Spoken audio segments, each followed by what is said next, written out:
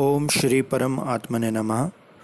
पाठ करेंगे आज द्वितीय स्कंद के दूसरे अध्याय का। द्वितीय स्कंद में लगभग 10 अध्याय हैं। दूसरे अध्याय का शीर्षक है भगवान के स्थूल और सूक्ष्म रूपों की धारणा तथा क्रम मुक्ति और सघो मुक्ति का वर्णन। श्री सुखदेव जी कहते हैं, सृष्टि के प्रारंभ में ब्रह्मा जी ने इसी धारणा के द्वारा प्रसन्न हुए भगवान से वह सृष्टि विषयक स्मृति प्राप्त की थी जो पहले प्रलय काल में विलुप्त हो गई थी। इससे उनकी दृष्टि अमोघ और बुद्धि निश्चयात्मिकता हो गई। तब उन्होंने इस जगत को वैसे ही रचा जैसा कि यह प्रलय के पहले था। वेदों की वर्णन शैली ही इस प्रकार की है कि लोगों की बुद्धि स्वर्ग आदि निरर्थक नामों के फेर में फंस जाती है। जीव वहाँ सुख की वासना में स्वप्न सा देखता हुआ भटकने लगता है, किंतु उन मायामय लोकों में कहीं भी उसे सच्चे सुख की प्राप्ति नहीं होती। इसलिए विद्वान पुरुषों को चाहिए कि वे विविध नाम वाले पदार्थों से उतना ही व्यवहार करें जितना प्रयोजनीय है। अपनी बुद्धि को उनकी निसारता के निश्चय से परिपूर्ण रखें और एक क्षण के लिए भी असावधान न हों।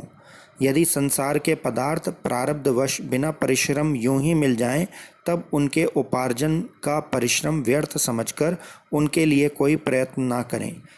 जब ज़मीन पर सोने से काम चल सकता है, तब पलंग के लिए प्रयत्न करने से क्या प्रयोजन। जब भुजाएं अपने को भगवान की कृपा से स्वयं ही मिली हुई हैं, तब तकियों की क्या आवश्यकता। जब अंजलि से काम चल सकता है, तब बहुत से बर्तन क्यों बटोरें। वृक्ष की छाल पहनकर या वस्त्रहीन रहकर भी यदि जीवन धारण किया जा सकता है, तो वस्त्रों की क्या आवश्यकता। पहनने को क्या रास्ते में चिथड़े नहीं हैं। भूख लगने पर दूसरों के लिए ही शरीर धारण करने वाले वृक्ष या फल फूल की भिक्षा नहीं देते। जल चाहने वालों के लिए नदियाँ क्या बिल्कुल सूख गई हैं। रहने के लिए क्या पहाड़ों की गुफाएं बंद कर दी गई हैं। अरे भाई, सब न सही, क्या भगवान भी अपने शरणागतों की रक्षा नहीं करते। ऐसी स्थिति में बुद्धिमान लोग भी धन के नशे में चूर घमंडी धनियों की चापलूसी क्यों करते हैं।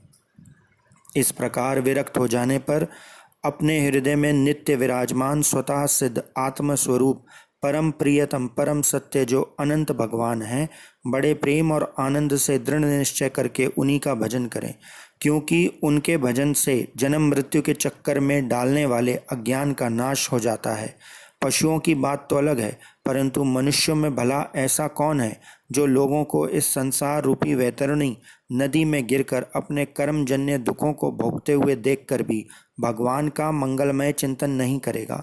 इन असत विषय भोगों में ही अपने चित्त को भटकने देगा।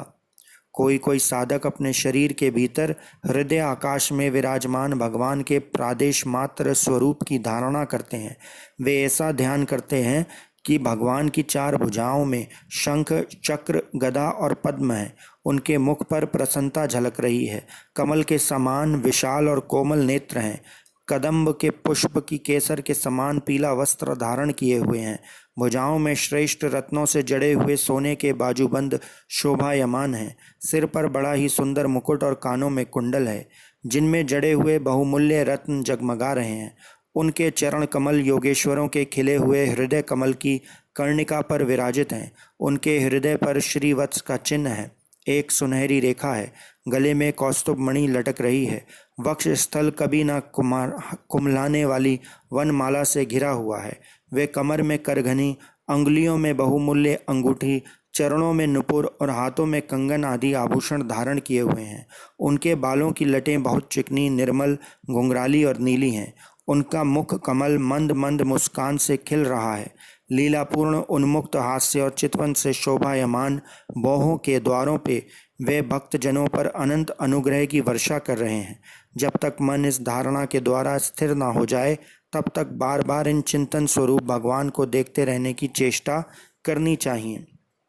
भगवान के चरण कमलों से लेकर उनके मुस्कान युक्त मुख कमल पर्यंत समस्त अंगों की एक एक करके बुद्धि के द्वारा धारणा करनी चाहिए। जैसे जैसे बुद्धि शुद्ध होती जाएगी, वैसे वैसे चित्त स्थिर होता जाएगा।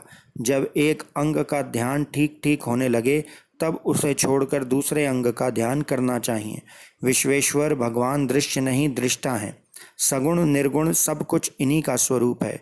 जब तक इनमें अनन्य प्रेममय भक्ति योग ना हो जाए तब तक साधक को नित्य नैमित्तिक कर्मों के बाद एकाग्रता से भगवान के उपर्युक्त स्थूल रूप का ही चिंतन करना चाहिए। परीक्षित, जब योगी पुरुष इस मनुष्य लोक को छोड़ना चाहें तब देश और काल में मन को न लगाएं। सुखपूर्वक स्थिर आसन में बैठकर प्राणों को जीतकर मन से इंद्रियों का संयम करें। तदंतर अपनी निर्मल बुद्धि से मन को नियमित करके मन के साथ बुद्धि को क्षेत्रज्ञ में और क्षेत्रज्ञ को अंतरात्मा में लीन कर दें। फिर अंतरात्मा को परमात्मा में लीन करके धीर पुरुष उस परम शांतिमय अवस्था में स्थित हो जाए। फिर उसके लिए कोई कर्तव्य शेष नहीं रहता। इस अवस्था में सतोगुण भी नहीं है, फिर रजोगुण और तमोगुण की तो बात ही क्या है। अहंकार, महतत्व और प्रकृति का भी वहाँ अस्तित्व नहीं है। इस स्थिति में जब देवताओं के नियामक काल की भी दाल नहीं गलती, तब देवता और उनके अधीन रहने वाले प्राणी तो रह ही कैसे सकते हैं। योगी लोग ये नहीं इस प्रकार परमात्मा से भिन्न पदार्थों का त्याग करना चाहते हैं और शरीर तथा उसके संबंधी पदार्थों में आत्मबुद्धि का त्याग करके हृदय के द्वारा पद पद पर भगवान के जिस परम पूज्य स्वरूप का आलिंगन करते हुए अनन्य प्रेम से परिपूर्ण रहते हैं, वही भगवान विष्णु का परम पद है। इस विषय में समस्त शास्त्रों की सम्मति है। ज्ञान दृष्टि के बल से जिसके चित्त की वासना नष्ट हो गई है, उस ब्रह्मनिष्ठ योगी को इस प्रकार अपने शरीर का त्याग करना चाहिए। पहले एड़ी से अपनी गुदा को दबाकर स्थिर हो जाए और तब बिना घबराहट के प्राण वायु को षट चक्र भेदन की रीति से ऊपर ले जाए। मनस्वी योगी को चाहिए कि नाभि चक्र मणिपूरक में स्थित वायु को हृदय चक्र अनाहत में, वहाँ से उदान वायु के द्वारा वक्ष स्थल के ऊपर विशुद्ध चक्र में, फिर उस वायु को धीरे धीरे तालु मूल में विशुद्ध चक्र के अग्रभाग में चढ़ा दे। तदंतर 2 आँख, 2 कान, 2 नासिका छिद्र और मुख, इन 7 छिद्रों को रोककर उस तालु मूल में स्थित वायु को भौहों के बीच आज्ञा चक्र में ले आए। यदि किसी लोक में जाने की इच्छा ना हो तो आधी घड़ी तक उस वायु को वहीं रोककर स्थिर लक्ष्य के साथ उसी सहस्त्रार में ले जाकर परमात्मा में स्थित हो जाए। इसके बाद ब्रह्मरंध्र का भेदन करके शरीर इंद्रियां आदि को छोड़ दे। परीक्षित, यदि योगी की इच्छा हो कि मैं ब्रह्मलोक में जाऊं, 8 सिद्धियां प्राप्त करके आकाशचारी सिद्धों के साथ विहार करूं अथवा त्रिगुणमय ब्रह्मांड के किसी भी प्रदेश में विचरण करूं, तो उसे मन और इंद्रियों को साथ ही लेकर शरीर से निकलना चाहिए। योगियों का शरीर वायु की भांति सूक्ष्म होता है। उपासना, तपस्या, योग और ज्ञान का सेवन करने वाले योगियों को त्रिलोकी के बाहर और भीतर सर्वत्र स्वच्छंद रूप से विचरण करने का अधिकार होता है। केवल कर्मों के द्वारा इस प्रकार बेरोक टोक विचरना नहीं हो सकता। परीक्षित, योगी ज्योतिर्मय मार्ग सुषुम्ना के द्वारा जब ब्रह्मलोक के लिए प्रस्थान करता है, तब पहले वह आकाश मार्ग से अग्निलोक में जाता है। वहाँ उसके बचे खुचे मल भी जल जाते हैं। इसके बाद वह वहाँ से ऊपर भगवान श्री हरि के शिशुमार नामक ज्योतिर्मय चक्र पर पहुँचता है। भगवान विष्णु का यह शिशुमार चक्र विश्व ब्रह्मांड के भ्रमण का केंद्र है। उसका अतिक्रमण करके अत्यंत सूक्ष्म एवं निर्मल शरीर से वह अकेला ही महरलोक में जाता है। वह लोक ब्रह्मवेताओं के द्वारा भी वंदित है और उसमें कल्प पर्यंत जीवित रहने वाले देवता विहार करते रहते हैं। फिर जब प्रलय का समय आता है, तब नीचे के लोकों को शेष मुख से निकली हुई आग के द्वारा भस्म होते हुए देख वह ब्रह्मलोक में चला जाता है। जिस ब्रह्मलोक में बड़े बड़े सिद्धेश्वर विमानों पर निवास करते हैं उस ब्रह्मलोक की आयु ब्रह्मा की आयु के समान ही दो परार्ध की है। वहाँ न शोक है, न दुख है, न बुढ़ापा है, न मृत्यु। फिर वहाँ किसी प्रकार का उद्वेग या भय तो हो ही कैसे सकता है।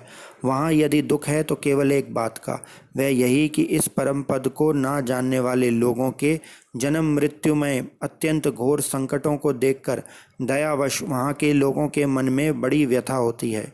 सत्यलोक में पहुँचने के पश्चात वह योगी निर्भय होकर अपने सूक्ष्म शरीर को पृथ्वी से मिला देता है और फिर उतावली न करते हुए 7 आवरणों का भेदन करता है।